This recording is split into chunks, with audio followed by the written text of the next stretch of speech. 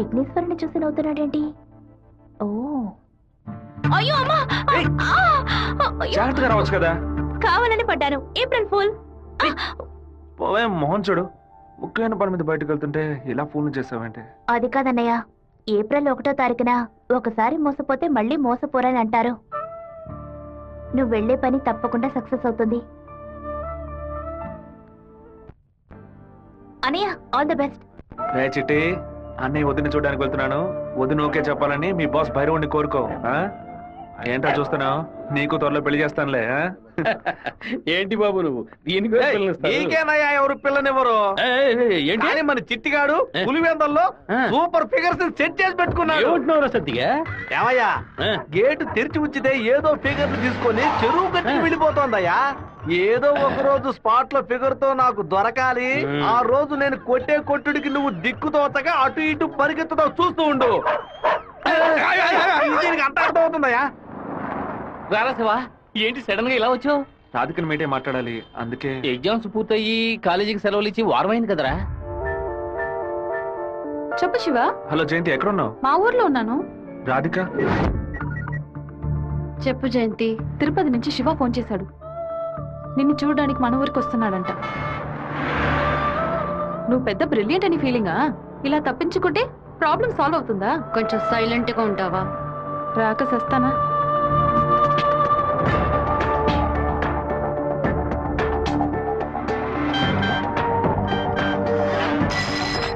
Hello రే, జయంతి Radhika 10:30 express బస్సులో తిరుపతికి వస్తున్నారా? ఆ బస్ కండక్టర్ నెంబర్ ఏంటో కనుక్కో. హలో, ఎవరు? అన్నా, శివన్ మాట్లాడుతున్నాను. వేంపల్లో 2 అమ్మాయిలు ఎక్కారా? అవును బాబు. నేను హైవేలో ఉన్న బ్రిడ్జ్ పక్కన వెయిట్ చేస్తూ ఉంటాను. ఆ అమ్మాయిలు కొంచెం దింపేస్తారా? అలాగే బాబు.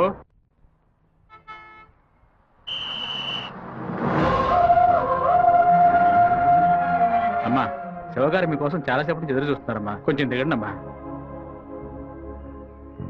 అమ్మా, మీరు దిగితేనే బస్సు బయలుదేరుతుంది.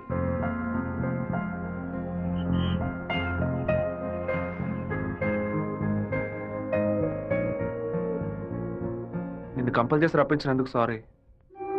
ఎప్పుడు నన్ను చూడకూడదని తిరుపతికి బయలుదేరావో అప్పుడే నువ్వు చాలా కన్ఫ్యూజన్లో ఉన్నావని అర్థమైంది. ఏదైనా సరే నీ మనసులో ఉంది చెప్పు రాధిక. ఇంకో 6 నెలల తర్వాత రా అని చెప్పినా పర్వాలేదు, నేను వెయిట్ చేయడానికి సిద్ధంగా ఉన్నాను. ఎప్పుడైతే నువ్వు నా కోసం దెబ్బలు తిన్నావో అప్పుడు నాలో ఏర్పడిన గిల్టీ ఫీలింగ్ వల్ల నీ మీద ప్రేమ పుట్టింది. ఆ ప్రేమ నా మనసు నిండా నిండిపోయింది.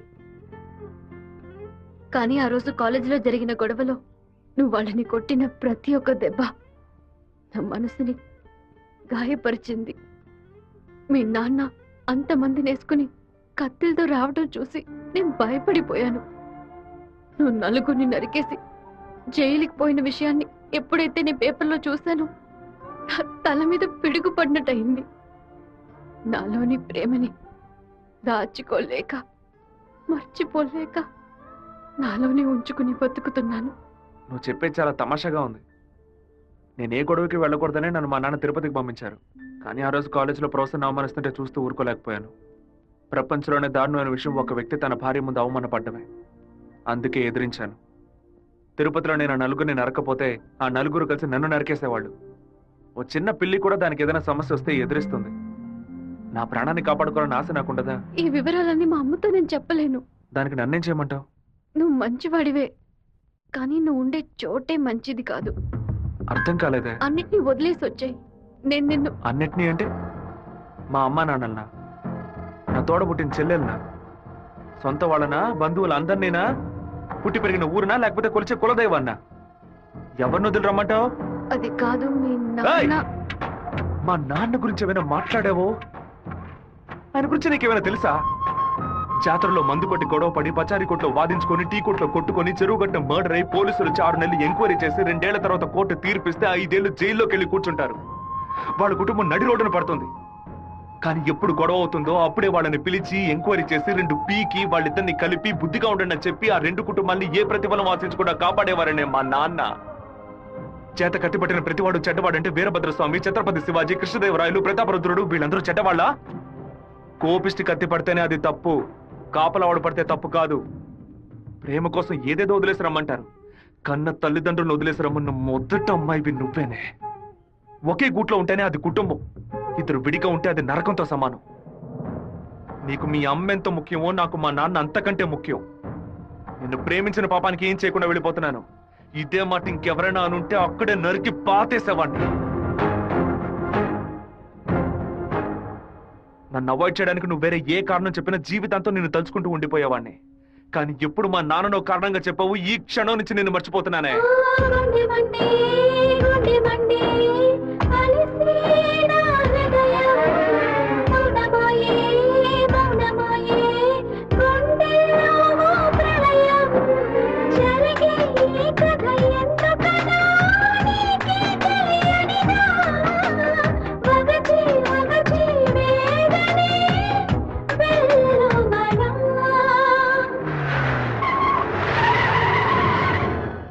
మిత్రమా, మిత్రమా, నీకోసమే వెయిటింగ్. అకస్మాత్తుగా కడుపు నుంచి నీ ఏరియాకి ట్రాన్స్ఫర్ చేయించావేంటి? ఏంటి విషయం?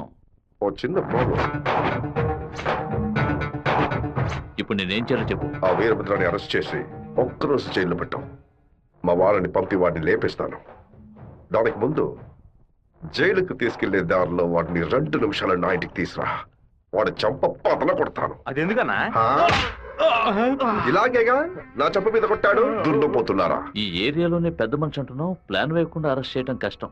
ఓ పని చేద్దాం, బెజవాడ మెయిన్ బజార్ లో ఉన్న ఒక కొట్లో 100 రూపాయల దొంగ నోటు మారుస్తూ మనవాడు ఒకడు అరెస్ట్ అయ్యాడు. వాడు అనంతపురంలో ఉన్న ఒకటి పేరు చెప్పాడు. వాడి దగ్గర 10,000 రూపాయల దొంగ నోట్లున్నాయి. ఇప్పుడు కేసు నా దగ్గరకు వచ్చింది. నేను వాడిని ఓ 4 పీకులు పీకితే వాడు అనంతపురంలో ఉన్న వీరభద్రుడే ఈ దొంగ నోట్లకి హోల్సేల్ డీలర్ అని ఓ స్టేట్మెంట్ ఇస్తాడు. వాళ్ళ ఇంట్లో 4 లక్షల దొంగ నోట్లు పట్టుకుంటాం. నీ ప్లాన్ ని తీసుకుని చెరువులో పడే దుండపోతా 4 లక్షల దొంగ నోట్ల ఆడిట్లో ఎలా ఉంటాయి? అందుకు నువ్వున్నావు కదా, నువ్వు మంత్రివి, నీ చుట్టూ ఇంత బలగం ఉంది, ఇంత చిన్న పని కూడా నువ్వు చేయలేవా? బ్యాట్ లేకుండా సిక్సర్ కొట్టావు కదరా, జీనియస్ రా నువ్వు. ఎవరి కొమ్మని నరికేసింది? తెలీదు బాబు. తీసి పక్కనేయండి. చెప్పండి అన్న. ఇంటికి సెర్చ్ వారెంట్ తో పాటు డిఎస్పీ ఆఫీస్ నుంచి ఒక పెద్ద టీం వస్తోంది. విషయం ఏమిటో నాకు కూడా తెలియదు. ఇదంతా రాజశేఖర్ గడి పనే. పదవి చేతిలో ఉంది కదా అని పగ సాధిస్తున్నాడు. ఇది నరికినట్లేదు, విరగొట్టినట్టుంది. అవునరా మామా.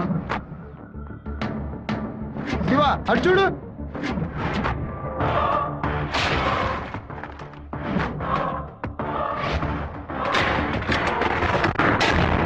నిన్న రాత్రి మన ఇంట్లోకి ఎవడో దూకొచ్చాడు.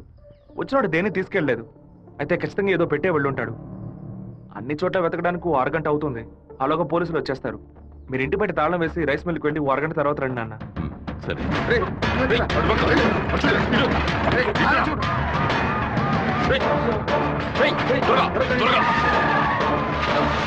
అన్ని దించండి.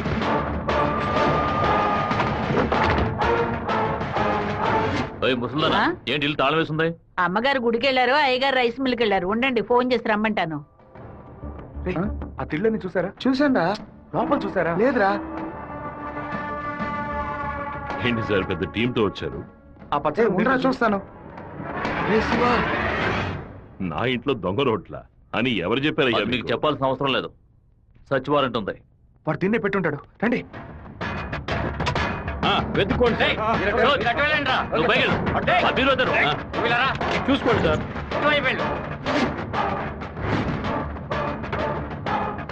ఎవరో చెప్పి పంపినట్టు దిళ్ళనైనా తదేకంగా చూస్తున్నారేంటి?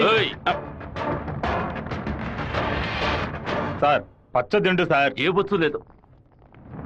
ఏయ్, ఎంతమంది లోపలికి ఎప్పుడు వచ్చారయ్యా? ఏమైంది? ఇల్లు మొత్తం వెతికేశాం, ఎక్కడా లేదు. కనీసం అరెస్ట్ అయినా చేయరా? కారణం లేకుండా ఎలా అరెస్ట్ చేయమంటావు? ఏదో ఒక కారణం చెప్పి వాడిని అరెస్ట్ చేసి చావరా. ఎలాగైనా సరే వాడిని కొట్టి తీరాలి. మిస్టర్ వీరభద్రం, ఒకసారి స్టేషన్కి వచ్చి వెళ్ళండి. ఎందుకు? మీ ఇల్లంతా సోదా చేశాం కదా, ఏమీ దొరకలేదని రాసిచ్చి వెళ్ళండి. నమస్తే డిఎస్పీ సార్. కొత్తగా స్టేషన్కి వచ్చి రాసిచ్చేసి వెళ్ళమంటారేంటి?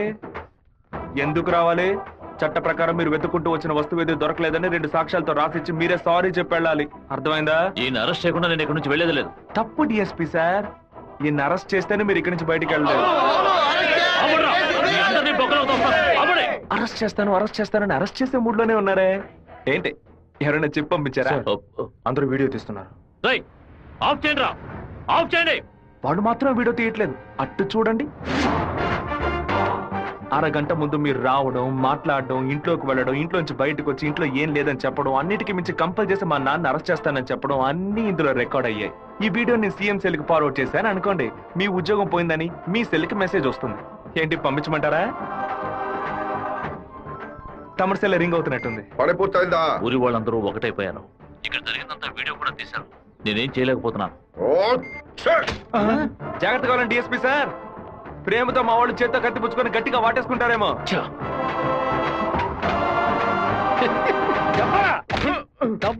ఏయ్, మనకు భయపడి అబద్ధం చెప్పాడు, వదిలేసాం వాడిని. ఎలాంటి సాక్ష్యాలు లేకుండా ఎవరికి దొరకకుండా తలుపులు పగలగొట్టి దొంగతనాలు చేయడంలో పెద్ద కిలాడి సార్ వీడు. దున్నపోతా ఒక దొంగని పొగడతామేంటి? ఉద్యోగం మార్చుకో. అన్నా వీరభద్రం కొడుకు పెద్ద దండతో వస్తాడన్నా. మంత్రి గారిని మీటే దండయ్యాలి. ఇప్పుడు చూడటం వీలు కాదు, ఆయన బిజీగా ఉన్నారు. వెళ్ళండి. అటు చూడవయ్యా. ఒక మామూలు ఎమ్మెల్యేగా ఉన్న మీరు ఇప్పుడు మంత్రి అయ్యారు. అందుకే ఊరు తరపున ఒక దండేసి మర్యాద చేద్దామని వచ్చాం. ఓట్లు అడిగేటప్పుడు ఒక్కొక్క ఇల్లు ఎక్కి దిగుతున్నారు. ఓట్లు వచ్చాక మమ్మల్ని ఇలా నడి రోడ్డు నిలబెడుతున్నారు. వాటిని పైకి పంపించు. గన్నుంది కదా? ఉంది. వాడు తిక్కగా వాగుతాడు. ఎందుకన్నా మంచిది వీడియో తీస్తాను. రండి. నమస్తే అన్న. చప్పట్లు కొట్టండి అయ్యా. ఏంటి మంత్రి గారు మోహం దయ్యం కొట్టినట్టు వాచిపోయి ఉంది? అనుకుందేదో జరగనట్టు టెన్షన్ కనిపిస్తుంది. మంత్రికి రాష్ట్రాన్ని ప్రజల్ని కాపాడే టెన్షన్ ఉండాలి, ఉంటుంది. సంబంధం లేకుండా కొడుతున్నారంటే ప్రజలు చప్పట్లు కొట్టేశారు. ఇక నేను బయలుదేరుతాను సార్. డిఎస్పీ సార్, మీ సెల్లో కెమెరా ఆన్ అయింది. ఆఫ్ చేయండి సార్, బ్యాటరీ లో అవుతుంది. వస్తాను సార్. దున్నపోతా ఓ ముసలిది ఓపెన్ గా వీడియో తీస్తే కనపడలేకపోయావు. నువ్వు దాచి వీడియో తీస్తే వాడు కనిపెట్టాడు. అది కాదు, రికమెండేషన్ లో జాయిన్ అయితే ఇలాగే ఉంటుంది.